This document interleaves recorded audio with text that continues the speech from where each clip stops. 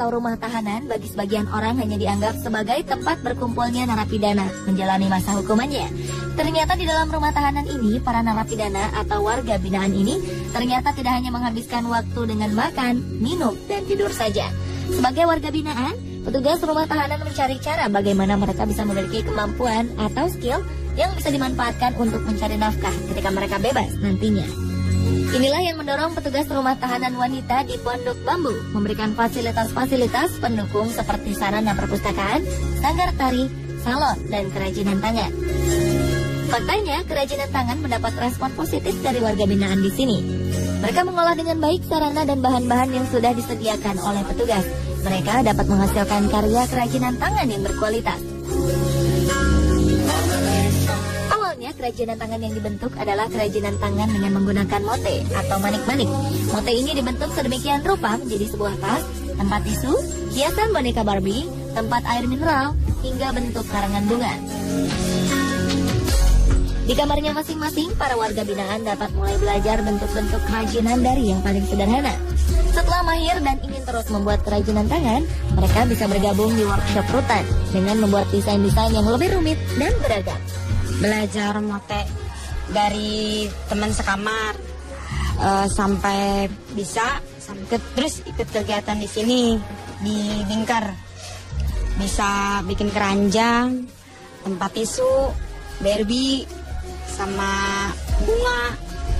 Hasil kerajinan tangan ini kemudian dipasarkan oleh petugas dan keluarga dari warga binaan keluar rumah tahanan. Sebagian keuntungan yang diperoleh menjadi hak dari warga binaan yang kemudian ditabung kepada pengurus rutan untuk menjadi bekal mereka kelak selepas keluar dari rutan atau untuk digunakan jika ada keperluan.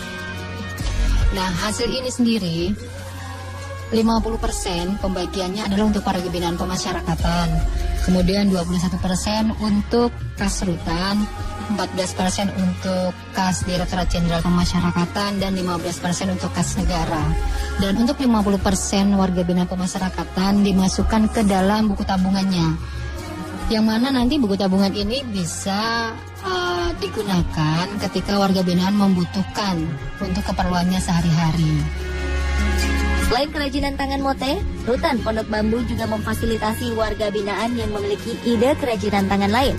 Di antaranya adalah melukis gelas dan piring hiasan, menghias tempat penyimpanan dari kain flanel, membuat sendal, membuat tas, dan hiasan-hiasan lain yang berpotensi untuk dijual nantinya. Namun dari semua kerajinan tangan ini, penjualan terbesar masih dari mote. Petugas rutan mengaku masih sulit memasarkan hasil kerajinan tangan dari warga binaan ini lantaran masyarakat masih belum banyak yang mengetahuinya.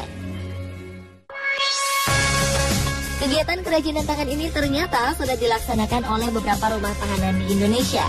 Salah satunya adalah Lembaga Permasyarakatan Wanita Sukamiskin di Bandung. Kegiatan ini memiliki dampak positif bagi warga binaan di sana selepas menjalani masa hukuman.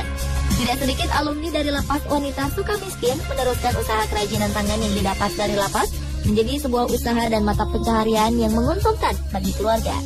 Lapas Sukamiskin kemudian mendapat bantuan dari salah satu pengusaha butik kain perca, Titin Agustina, yang bersedia memberikan pelatihan kerajinan butik batik dari kain perca.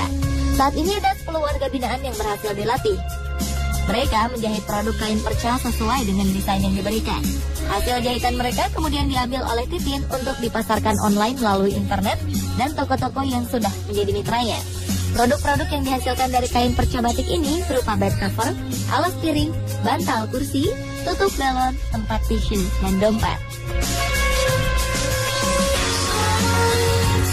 Pemirsa, inilah sisi lain wajah rumah tahanan wanita kita. Lembaga pemasyarakatan ini bukan sekedar tempat penginapan bagi mereka yang menjalankan masa hukuman, tetapi juga tempat pembinaan agar setelah menjalankan hukumannya, mereka bisa tetap diterima di masyarakat sebagai seorang warga berkualitas.